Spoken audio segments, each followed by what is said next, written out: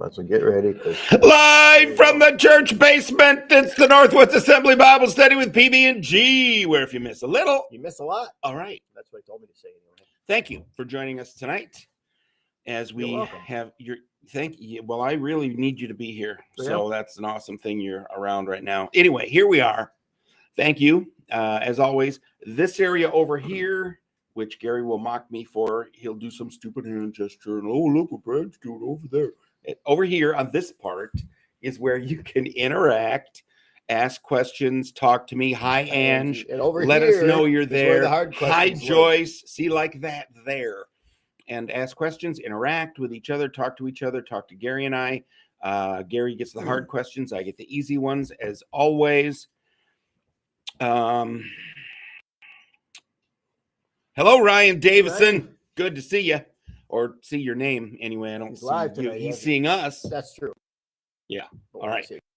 Okay. He's coming out on the losing end, I'm pretty sure. Anyone watching us is coming out on the losing end, Gary. Okay. You're so pretty. Okay. All right. What? That's the question. Okay. Here we are. We are in the book of 1 Samuel. We've been moving along pretty fast. For us. So what we're going to do is we're going to open with prayer.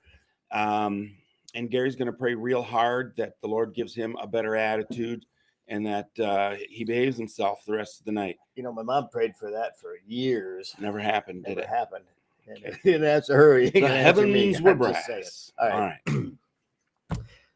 Lord, tonight, just bless your people. Bless this chance to get together, get into your word. Just explore what's in there, God. See what you have for us. The message that you had written down for us to learn. The ideas, the concepts, the principles spiritually, God. Help us to grow through this, learn more about you and learn more about ourselves. In Jesus' name, amen. Amen. Help Brad's attitude, the Braditude. Wow. Okay. We are in the book of 1 Samuel. I think we're in chapter 29. Yes, I think this is me ignoring you. So we're already back to normal. Okay. I'm pretty sure that's where we left off with so. chapter 29. I think so. You're good at that, though. You're very ignorant.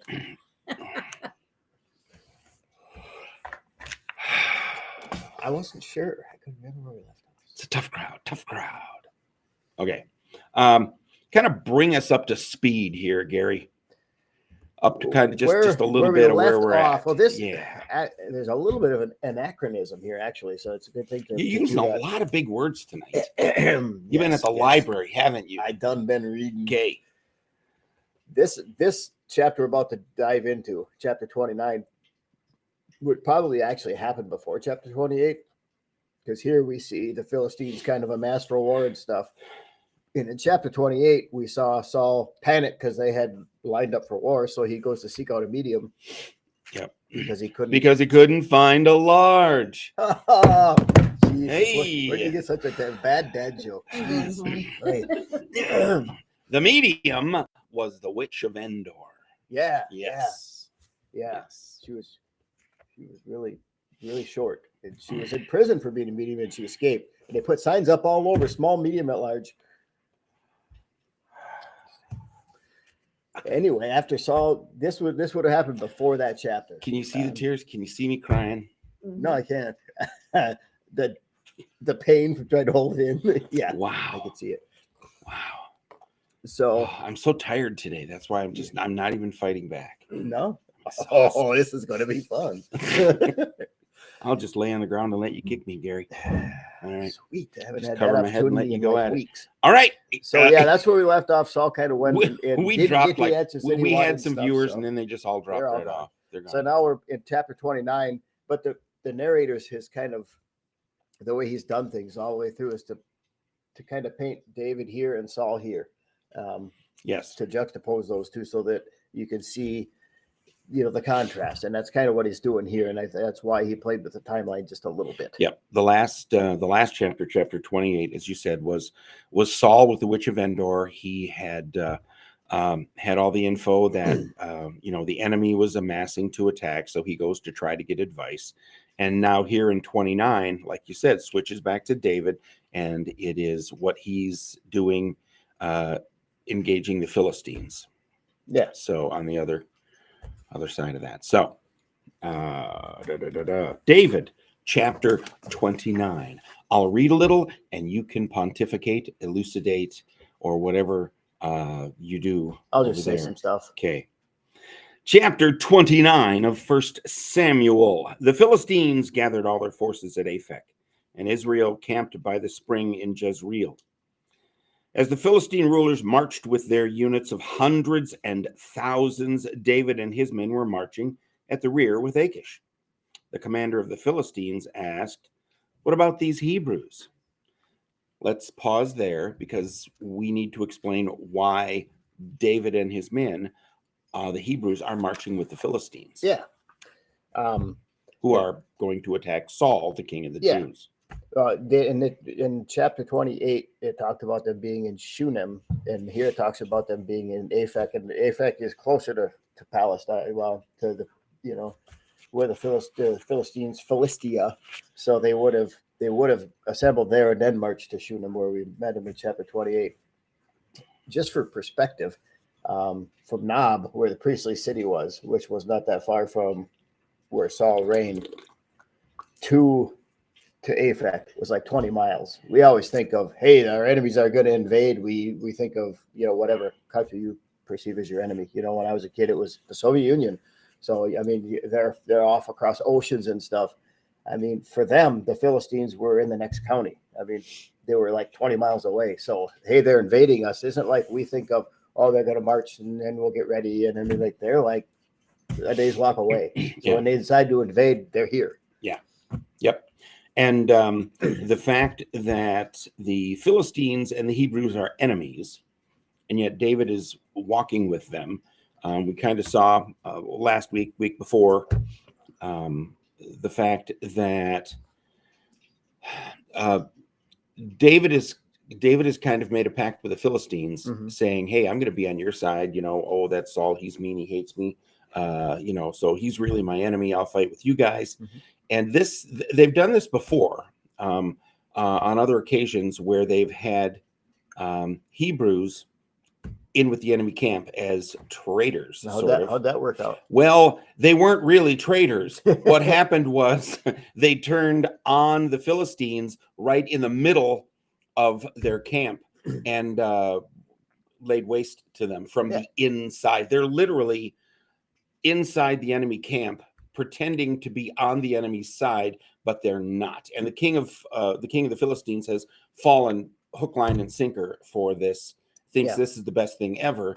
David, why he's amazing, and now he's on our side. And I know he hates Saul because Saul's been trying to kill him, and so this is going to be sweet. Yeah. And some of the other Philistine commanders say, I remember that last time when we had Hebrews wearing our uniforms in the middle of our host, and then they turned on us, and we didn't know who was who, and everyone was killing everybody. It's and crazy. They're thinking this isn't such a good idea. Well, it's because it's not. But anyway, we'll see what happens. Okay. Where are you? Okay, Commander of the Philistines. The commander of the Philistines, verse 3, asked, "What about these Hebrews?" Achish replied, "Who's Achish?" He is that king. He's the king of the Philistines. And Achish, the king, he replies, "Is this not David, with who an officer of Saul, who was an officer of Saul, king of Israel? He's already been with me for over a year. And from the day he left Saul until now, I have found no fault in him." He's like, he left Saul. He's been with me on our side for a year, dude. Come on. Right? But the Philistine commanders were angry with him. And they said, "Send the man back that he may return to the place you assigned him. He must not go with us into battle, or he will turn against us during the fighting." See, he's remembering these guys have done this before. Okay. How better could he regain his master's favor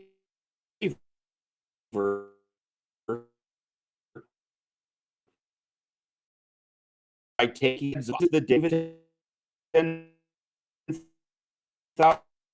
thousands in their dances? Saul has slain the king. given David his tens of thousands. So he better. Seriously, this guy's right in the middle of our heat to kiss your head back to Saul and say, hey, let's make up. Seems like extreme Microphone issues. You said microphone. Well, I hope that's working. Take a peek on the phone. See if you can hear me. We might be having technical issues with internet connection and microphone, but hopefully we are back up and running. We're good. Apparently, Sweet. it's working. We're good. All right. So good for us, bad for you. So here we are. David and the Philistines moving this way. The king is all for it. The commander of the Philistine army has a modicum of common sense and really doesn't trust David, which is pretty smart. Yeah. And Saul coming this way, so they're working toward it. Really, God is intervening on David's behalf here to get him out of this situation. Yeah. David probably had some plans, but God has a better one. Yep. So they know the legend of David. Yeah. They know killed all Saul, of he killed Goliath and he is a monster on the battlefield. Yeah. He is wow. He's a warrior. He really is. And they know this. Isn't this the guy they sing songs about? They sing and dance and around the campfires about this guy. Seriously, King.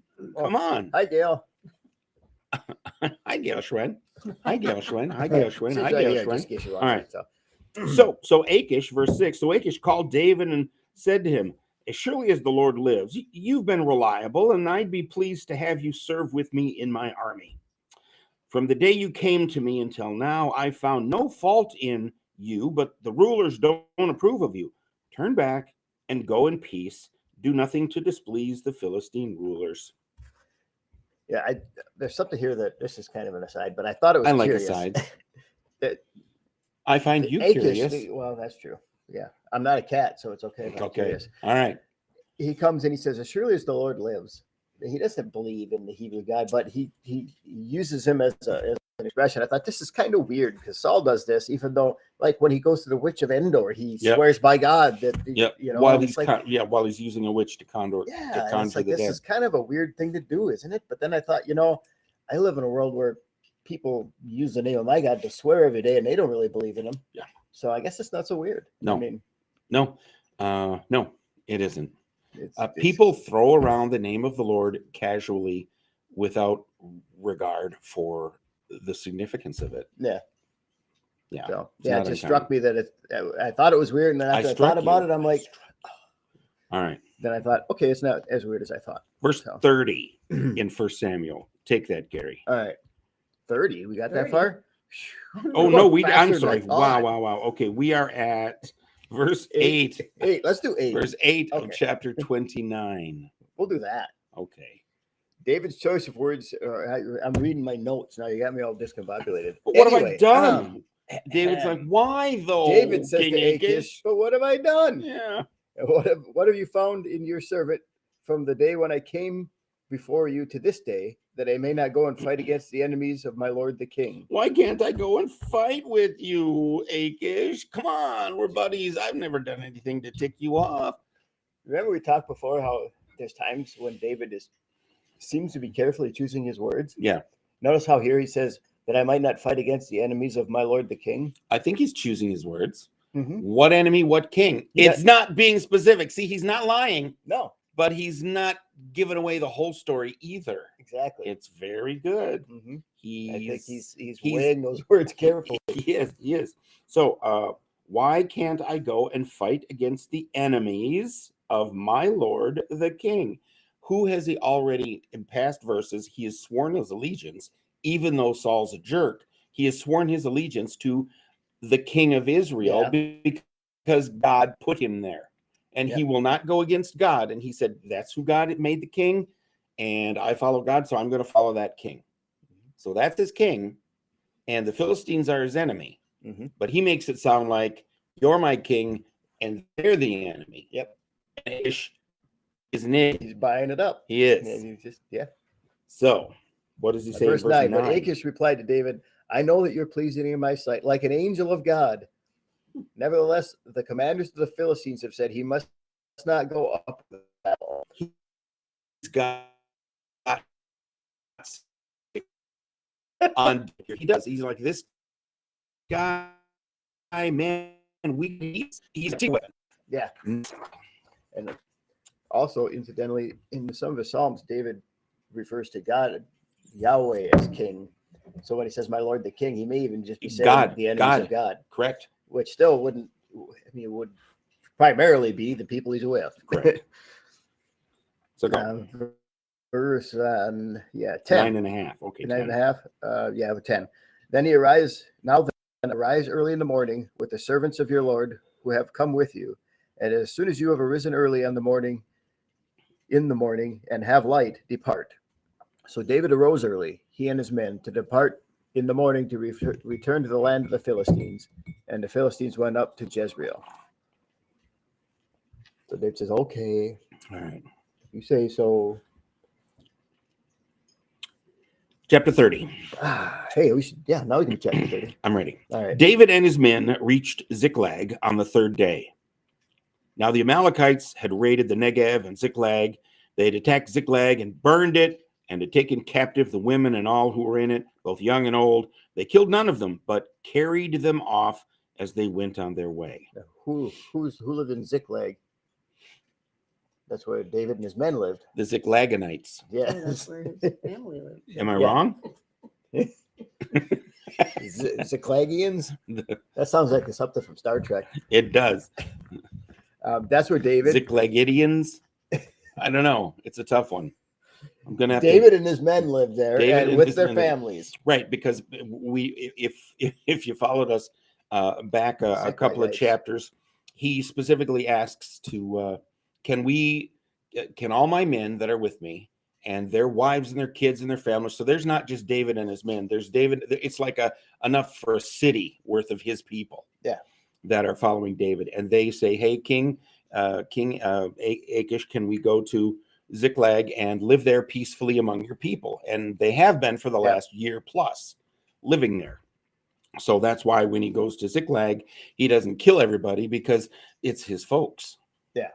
So he grabs them and they come along, sort of. Yeah, well, when he gets back to Ziklag now, he finds out that while he and his men were away, Amalekites came and raided Ziklag. Yeah. Carried away all their families. Yep. Captive. Yep. They burned the city. The Amalekites, who are baddies, burn the city and take everyone captive. Mm-hmm. So that's a scene David comes on. And now what do you think? If this was you in a Western, what would you do? I'd wait for the music. And then I would go after the Amalekitans. The Chitans. Yes. I'd get my horse. And I'd say 6-shooter. And I'd say, "Let's ride." Yeah. And off you go. I'm coming. Well, let's see what happens. Verse 3. Go ahead. When David and his men came to the city, behold, it was burned with fire, and their wives and their sons and their daughters had been taken captive. Then David and the people who were with him lifted their voices and wept until there was no strength in them to weep. Now David's 2 wives had been taken captive, Ahinoam the Jezreelitess, and Abigail, the widow of Nabal the Carmelite. Moreover, David was greatly distressed because the people spoke of stoning him.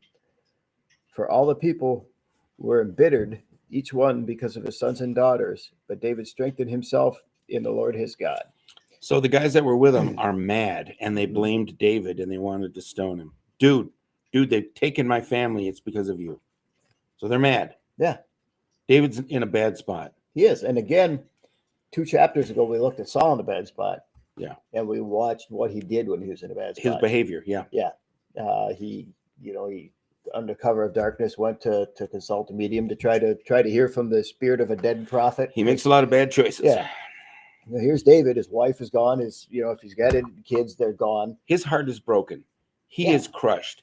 He is sad. He is angry. He is confused. He feels for them. He feels for his men who are also grieving because their families are gone too. And they want to stone him. And he's the leader, the anointed new king, who eventually at some point he believes God will put him on the throne. And he's just... So what is I think he's feeling very human today. Yeah. And in his humanity and in his what the heck am I going to do now? He doesn't go to a witch to conjure the dead. Instead, he calls the priest. Calls out in the right direction where Saul calls out in the wrong direction. Those situations that are parallel in those pressure places, Saul repeatedly, and we've talked about this, is really good at making the wrong choice. Yep. And David is really good at making the right choice. Mm-hmm. And over again, Saul would cave in and do what his men told him to do, where David tells his men what to do. Yeah. So keep going. There's a lot of names in here that I want you to read. Last half of verse 6, but David strengthened himself in the Lord his God. Yes. There's no names. Then verse 7, then David said to Abiathar the priest, the son of Ahimelech, please bring me the ephod. So Abiathar brought the ephod to David, and David inquired of the Lord, saying, shall I pursue this band? Shall I overtake them? And he said to him, pursue, for surely you will overtake them, and you will surely rescue all. So David went, he and the 600 men who were with him, and he came to the brook Besor, where those left behind remained. But David pursued, he and 400 men, for 200 who were too exhausted to cross the brook Besor remained behind. So David starts out with 600. He gets to the river to cross over, loses 200 of them who are just, they're like, we can't go another inch. We're exhausted. We can't fight. So now God has dwindled his forces down to 400. Yeah. And remember, these guys started off at Aphek. They marched all the way back to wherever the town was, Ziklag. Yeah, that. Yep. And then now they wept until there was no strength left in them. It says then they decided to march, and they marched all the way down by the brook Besor. Which I didn't look up the distance, but I mean, it's not out of the question to say, hey, we can't go on. Yeah. So they wanted to camp probably, and David said, you want to camp? You stay here. Everybody else, I'm leaving. Yeah. Yeah. I'm not going to stop chasing them. Mm-hmm. So they remained behind. Verse 11, now they found an Egyptian in the field and brought him to David and gave him bread, and he ate. And they provided him water to drink, and they gave him a piece of fig cake and 2 clusters of raisins, and he ate.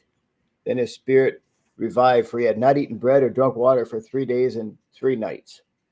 And David said to him, to whom do you belong, and where are you from? And he said, I'm a young man of Egypt, a servant of an Amalekite, and my master left me behind when I fell sick 3 days ago. I'll just stop right there for a few minutes. He'll go on with his information, but this is interesting. He's an Egyptian slave of the Amalekites. Yeah. The Amalekites were a group of people that God said, wipe these people out, because if you don't, their evil will come back to haunt you. Mm-hmm. And Saul failed to do that. Yep. And again, there's parallels here, not just in that, but for us, when God tells us don't do a thing or get away from a thing or whatever this bad habit or whatever it is in your life, destroy it, get it out of your life. And then you don't get it out. You maybe stop for a while or whatever, but then you bring it back in, or you start to do those habits again or whatever it is. God means these things to be destroyed for you, because if you don't, they will destroy you. They'll come and overwhelm you. And, of course, we're always smarter than God. Saul was smarter than God. I think in that case, he was like, well, these cattle look good, and the sheep, we can eat them. And oh, my gosh, look at all this cool stuff they got. So I got that. And I mean, really, it's like, no, dude. Now you have just cursed us, and this is going to come back and bite us. And here it does. Mm-hmm. And the Amalekites are not good at all. But what David does here is kind of remarkable. I mean, if you're a military commander and you're going after a whole bunch of hostages, you see some half-dead guy alongside the road. I mean, most people would just keep on going. Keep on rolling. I know which way they went. We're going to keep going. So for him to stop is out of the ordinary. Well, but again, thanks for pointing this out, Gary, because this again shows David has the heart of a shepherd. Mm-hmm. And this is a sheep that needs help. And from the time he was a boy, he was assigned to guard the sheep and care for the sheep. Now that he's going to be the king of the Hebrews, and God has anointed him as shepherd of his people, David has a heart for humans, for people, and he cares for them, and he knows that God cares for them. So when he sees this guy, it's like a car broke down on the side of the road, and that's I told you that before. It's just this joke God plays with me. Seriously, I just want to keep driving. I do. It's like, you know what? I make the same excuses everyone else does. There's 100 cars behind me. Somebody will stop. I'm on my way somewhere. They're all on their way somewhere too. And we'll drive past it. And then it's without fail. It's like, if I don't stop and turn around right now, I have to. And every single time, and it's like God tests me with that, with broken down cars on the side of the road, or some dude walking. I remember there was just last year, some girl walking in the rain on the side of the road, and we turned around and she ended up not taking the ride with Mickey and I, because she was walking down to the next house to meet some friends, because she had a fight with her mom or something, whatever it was. But we always had to do that. And David's heart is a heart for people. So this is a wonderful illustration of how he pauses in the middle of something grand to see someone else's need. I think that's really important, right? Yeah. And even if he did think this guy had something to do with it, I mean, if it was me, I would say, hey, tell me what I want to know, and I could get you some food and water, because obviously they need it. Yeah. What David does is he gives him food and water, lets him eat, lets him drink, waits, and then says, okay, who are you? Yep. And then the guy, we'll see the guy follows them because of the way David treated him. People follow David not because of his title, but because of who he is. Well, David stops to tend to him, and his story is, my master abandoned me. So it's the exact opposite. So here's this guy who gets sick, and his master says, you're expendable. Nobody cares. Die on the side of the road. Don't have time for you today. Whereas David stops everything to focus in on one guy who was just told by his former boss, master, that he was worthless and didn't matter, of no value. And David gives him great value. It's wonderful. So it's Christ-like. It is. Yeah. Yes. All right. Keep going. All right. Verse 13, David said to him, to whom do you belong, and where are you from? And he said, I'm a young man of Egypt, a servant of an Amalekite, and my master left me behind when I fell sick 3 days ago. We made a raid on the Negev of the Cherethites, and on that which belongs to Judah, and on the Negev of Caleb, and we burned Ziklag with fire. And David said to him, will you bring me down to this band?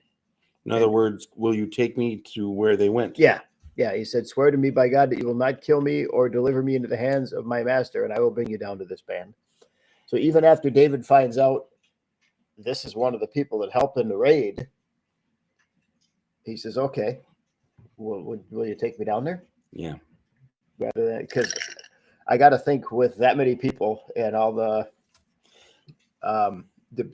captives and the animals that they took and everything else, David probably could have picked up his trail, but and the guy says, I will, but do not give me back to my master. You do that, he'll kill me. I'll be dead. Yeah. So, okay. So he did. So David says, okay, well, we'll take you down there then. Yep. Second half of 15. 16. Yeah. When he had brought him down, behold, they were spread over all the land, eating and drinking and dancing, because of all the great spoil that they had taken from the land of the Philistines and from the land of Judah. So when they get there, the camp is very spread out, and they're kind of celebrating in all the bounty and plunder they've got. They're having a party. Yep, they're having a big old party down there. So, verse 17, David slaughtered them from twilight until the evening of the next day, and not a man of them escaped, except 400 young men who rode on camels and fled. So David recovered all that the Amalekites had taken and rescued his 2 wives, but nothing of theirs was missing, whether small or great. sons or daughters, spoil or anything that they had taken for themselves. David brought it all back. So David had captured all the sheep and all the cattle which the people drove ahead of the other livestock, and they said, "This is David's spoil." So again, just don't forget that 200 men stayed behind because they were too tired to do anything else. The other 400 kept going. They went all this distance to get down to that camp. Then once they got there, they attacked them at twilight and fought them until evening the next day. 400 tornadoes. These guys, again, you know, I refer to David and his mighty men. These guys they're Navy SEALs. I mean, they are trained. They are the best at what they do on the battlefield. They really are. And, you know, Scripture repeatedly talks about David and his skills on the battlefield. You know, I think we picture David as this little shepherd boy. I don't think you ever think about David as standing there with a sword in his hand, covered with someone else's blood, panting and sweating on a battlefield. But that's what he did a lot. He did that a lot. A lot. There's more Braveheart than King Richard. There is. There is. George. Correct. Yeah. Correct. So, yeah. Okay. Yeah. And that they think potentially, depending on where this was, they could have been from where they started, where Saul is going to do battle with the Philistines. They're potentially up to 100 miles away at this point by the time they finally caught up to them and had this battle. So. Yeah. It's, you know, and I would not doubt that God just supernaturally charged them, because they had to be, I mean, humanly pretty spent by the time they got and there. as we'll see as we go forward, it's pretty important the fact that David was 100 miles away when this battle between Israel and the Philistines happened. Yeah. God did another favor for David without David even realizing it. Yeah. Okay, keep going. All right. Verse 21. When David came to the 200 men who were too exhausted to follow David, who had also been left at the brook Besor, and they went out to meet David and to meet the people who were with him, then David approached the people and greeted them. Then all the wicked and worthless men among those who went with David said, "Because they did not go with us, we will not give them any of the spoil that we have recovered, except to every man his wife and his children, that they may lead them away and depart." Well, that's being a jerk. That's being a jerk. These guys are like, well, you stayed behind because you were tired. We went, won the battle, brought all your stuff back for you. But you know what? Because you're such a bunch of crybaby losers, we'll give you your families back, but that's it. We're keeping the rest. We're keeping the rest for us. And it's like, you're supposed to be on the same side in this. Yeah. Yeah. But at the same time, we marched an extra 75 miles and we fought for a day and a half and risked our lives. And now you want the stuff that we got back? Well, and they're not wrong. I mean, there comes to a point where, okay, these guys did not go and fight for their wives and children.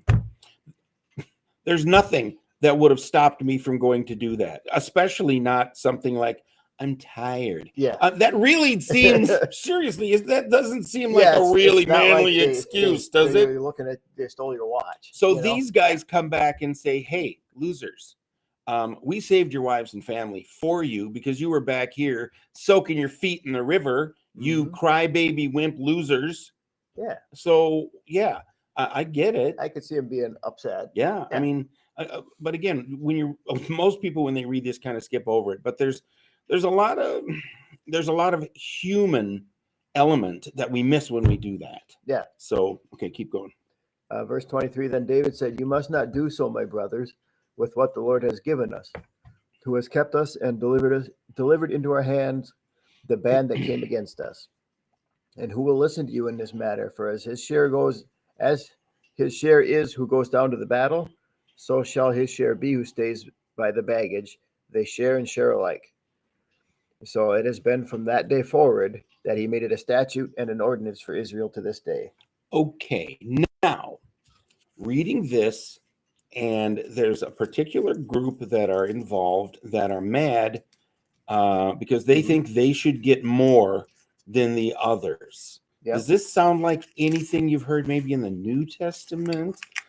Jesus. The guys that came to work at 9, and the ones that came to work at noon, and then the ones that came to work at 3, and the ones that came to work at 5, and they all got paid the same. It's exactly right, Gail. That is exactly right. This is a Jesus parallel, a parable parallel. Mhm. You know, you don't get to decide who gets what. They get it, whether they're a part of this, and they're going to get it whether you think they should or not. And that's kind of like how God works. It's like, well, you know, they worked all day, you worked 10 minutes, you got $20, they're going to get $20, but they only worked 20 minutes and I worked all day. It's not your money. It's not your stuff. It's not your sheep. It's not your wagons. It's theirs. It's theirs. And they get to have that. So yeah. Isn't that kind of also like the thief on the cross that did everything bad right up till he died, and then he repented, and yes, he got, you know, he got the same heaven, as he got the same as what a person that has served Jesus for their whole life. Yes, correct. Yes. It's grace. It is, and it is something that people struggle with. That kind of love and grace, because we live in a culture where that's not fair. I want my fair share. Blah blah blah. It's like, you know, none of that is even real. Stop. You're whatever. For some reason we're glitching again. Okay, but anyway, yeah, that's exactly right. So yeah, that is set up as an ordinance for Israel. Verse 26. You looking for something backwards? I was just thinking. What? Yeah, I was just mark your calendars. Gary's thinking. It was bound to happen sooner or later. Okay. All right. Just quit it, Joe. It's not funny. It's very funny. Laugh. I was just thinking about Abraham. Okay. Naturally, think about Abraham right here, right? Right. Because you talked about David, and you don't picture him as, you know, standing with a sword and the blood on his face and stuff. Abraham did this same thing when he went and got Lot. Yes, he did. You don't picture Abraham in that light either. But you always picture Abraham as this old guy with a walking stick. He could fight too. Yeah, he did the same thing once to go get Lot after he was taken away with. I think this is a spot where if 400 of the men said, "Hey, you don't give him that," and 200 of the men, you know, the minority was there, I think this is a spot where Saul would have said, "Well, okay, we won't give it to him," because Saul, most of the people said, "Well, you can't do that." Saul was a populist. He would go whichever way. You know, he was a guy who lived his career by polls, I think. You know, what do the people want? What do they think? What should I do? What do the people say I should do? I'll do that, and then most of them will be happy. And that's how he ran his kingdom. Whereas David was concerned with one thing: God, what do you want? Yeah, and then he'll do that. So and that said, made no, him, that's not right. So that's not what we're going to do. Right, but that makes David incredibly consistent, almost predictable. In that he's going to do the right thing. Right. And that makes him someone trustworthy, stable, someone who is slow to anger, as slow as you can be when you're out there whacking people's heads off. Yeah. But you know what I mean? Yeah. Whereas Saul was all about himself and his image and his popularity, and tell me that does not apply to politics in the world we live in right now. Yeah. These are two pictures. Yeah. And David says one small but significant word when he does it. He said, "You must not do this, my brothers." There's a big difference, very much like Paul would say when he tells you, "Hey, you're doing something wrong." He would do it as somebody who cares for you, not, "Hey, you serve me. This is what you'll do." But no, this is what we should do. Yeah, because it's not me and then you. Mm-mm. It's us. Mm-hmm. It's us. Yep. And he doesn't lose that. No, he doesn't. So, yeah, not to go off track here, it was just making me think of historical accounts of Alexander the Great. Alexander the Great was a younger guy. He died young, but the stories about him that He ate what his men ate. He slept with his men. He was one of them. He was their leader, but he didn't lord it over them. And they loved him and trusted him so much because he understood them. He was one of them. What they did, he did. What they ate, he ate. And they would follow him to the ends of the earth. And it just so happens they did, and they conquered it all. Yeah. And it's just a particular trait that men especially bond with that. They hate the jerk if he's up at the top being a jerk, looking over the Pharaoh's perch, pointing fingers like, then natural response for guys, the old Bronx cheer. Yeah. But this plays out very differently. So, keep going. All right. 26. Now, when David came to Ziklag, he sent some of the spoil to the elders of Judah, to his friends, saying, Behold, a gift for you from the spoil of the enemies of the Lord. To those who were in Bethel, and to those who were in Ramoth of the Negev, and to those who were in Jatir, and to those who were in Aror, and to those who were in Siphmoth, and to those who were in Eshtemoa, and to those who were in Rachel, and to those who were in the cities of the Jerahmeelites, and to those who were in the cities of the Kenites, and to those who were in Hormah, and to those who were in Bor Ashan, and to those who were in Athak, and to those who were in Hebron, and to all the places where David himself and his men were accustomed to go. Could you back No, up to I verse can't. 26 and read No. that to us again, Gary? But what I can do is say, why didn't they just, instead of all that, why didn't they just say, and to all the places where David and his men were accustomed to go? Why did they have to put the list first and then put that at the end? They could have just put that. Because God in his wisdom Put knew that. that tonight Gary I was said going to that. make you read that. Yeah, go ahead and wipe your nose. That's passive aggressive behavior is what that is. I can read your body language. Go ahead. All right. All right. That was fun. Thanks for doing that. But David, significantly, I mean, if Saul had done this, he would say, look at all this is going to my royal treasury. Yeah. David comes back and divvies it up and sends it out. You know why? Because if the people are strong, the nation is strong. Mm-hmm. He's got a great sense for this. If you starve the people, then the nation is weak. And that makes him weak and the nation weak and puts everyone at risk. He knows that they've won a battle. He is to shepherd them. So to shepherd them means I got to make sure that they're the best they can be. I got to keep them strong. I have to provide for them as the shepherd. And he cares for them and makes them better, which makes all of Israel better. Yeah, he's doing the job of the king of Israel right now. He absolutely is. Yes. Yeah, and we're reading this story, and where's Saul? Well, he comes up in the next chapter. Yeah. Now we've So done where David, is now we're he? gonna go back to Saul. While all this is going on, what is the king doing? Let's find out. We know what David's doing. Good stuff. Yes. Yeah. Being David-like. So what's the king doing? Verse 31. Go. All right. Verse 1. Now the Philistines were fighting against Israel, and the men of Israel fled from before the Philistines and fell slain on Mount Gilboa. The Philistines overtook Saul and his sons, and the Philistines killed Jonathan and Abinadab and Malchishua, the sons of Saul. That is the death of a good man right there. Jonathan, yeah.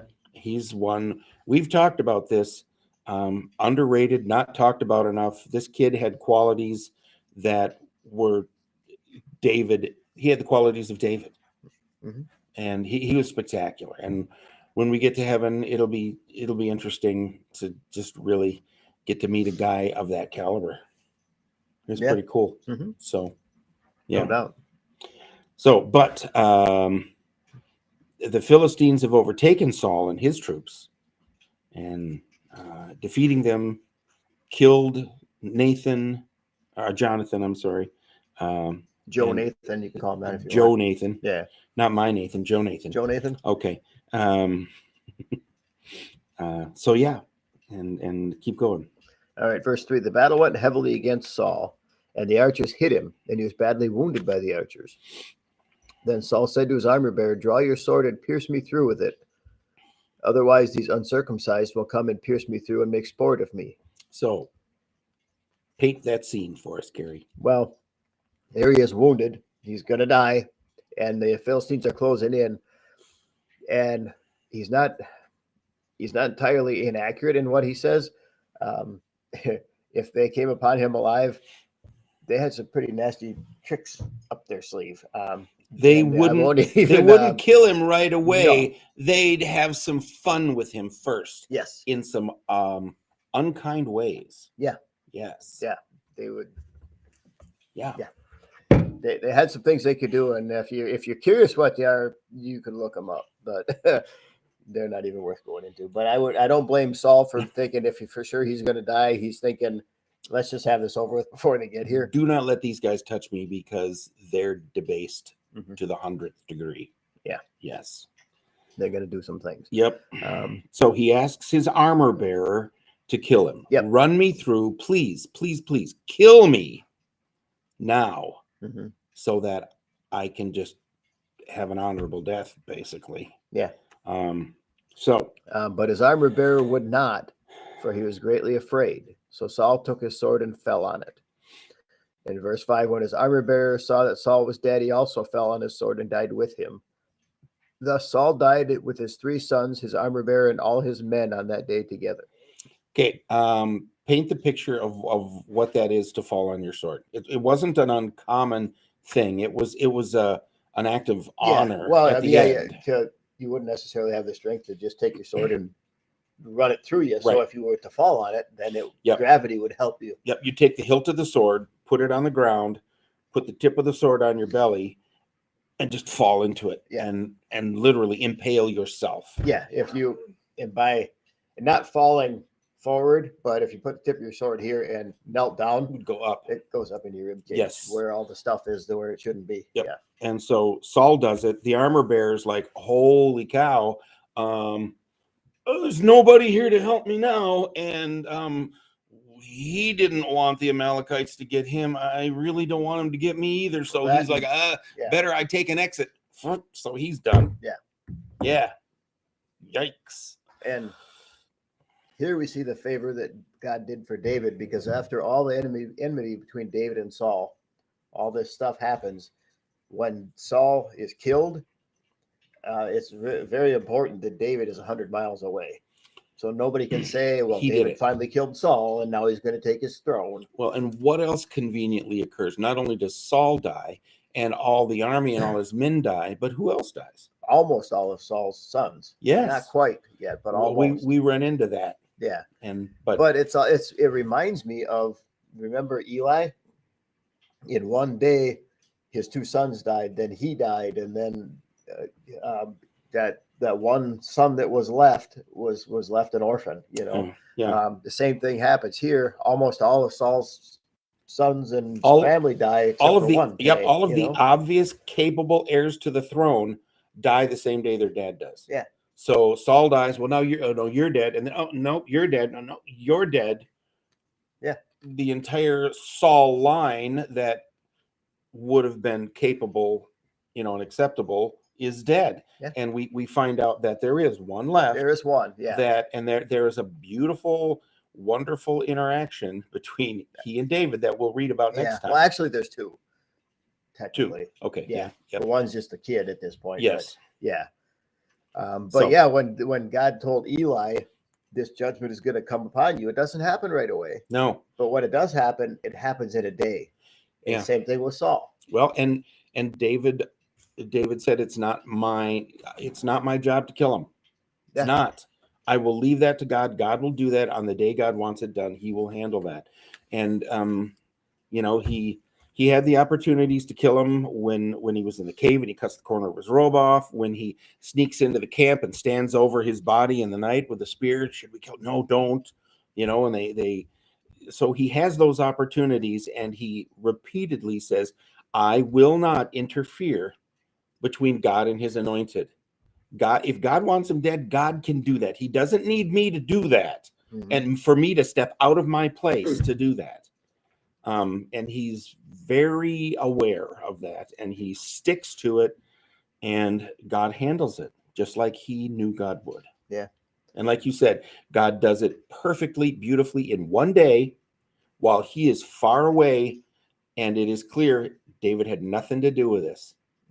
Whereas if he would have killed Saul, then it would have been, oh, David killed Well, the king, and that even could have if- caused all kinds of Even issues. if he had been with the Philistines, planning on attacking the Philistines, Right. he would have been on the Philistine side of that battle Yeah. when Saul was killed. God sifted him out, moved him over here, said, I got something for you over here. You go track that, you go get this stuff, because the Ziklag and all that, you go do that. And then the Philistines and Saul fought over here while he was busy over there. So how could you say my whole family and the families of all my men being taken captive was orchestrated by God as a good thing? Yeah. Well, so yeah, it's hard sometimes to see how everything's going to play out and what everything really means. Yeah.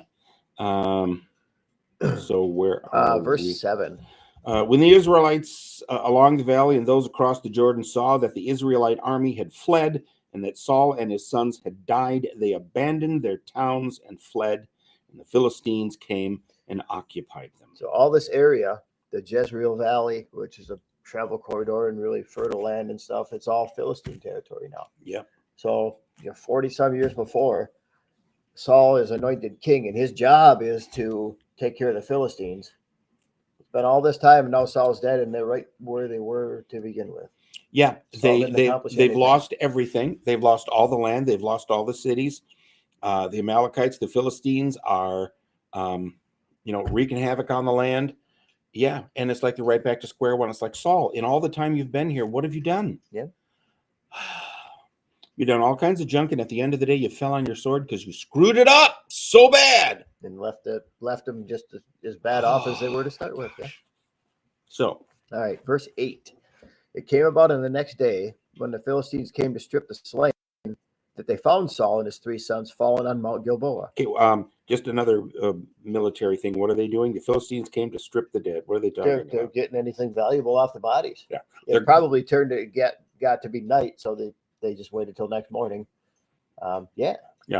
Going through the battlefield, picking anything off the corpses that was of value. Weapons, armor, clothing, anything they had. Yeah, they'd take care, and they would probably be burying their own men and then just plundering the rest. Yeah, letting the birds and whatever eat the bodies of the. Mm-hmm. Yeah, yep.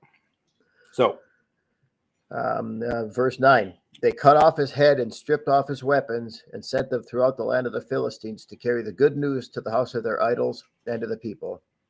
They put his weapons in the temple of Ashtaroth, and they fastened his body to the wall of Beth Shan. So that's what they did with him after he was dead. Use your imagination if they had caught him alive. No, my imagination Yeah. couldn't even go as far as the places they would have gone.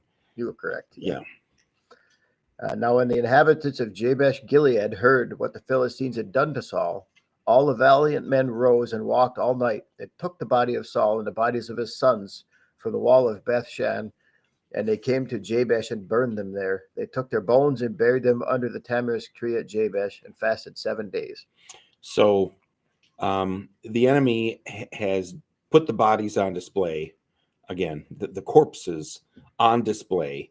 They go and get the bodies, take the bodies, and say, this is debased. They deserve better than this. So they take them and basically give them a proper burial. Yeah.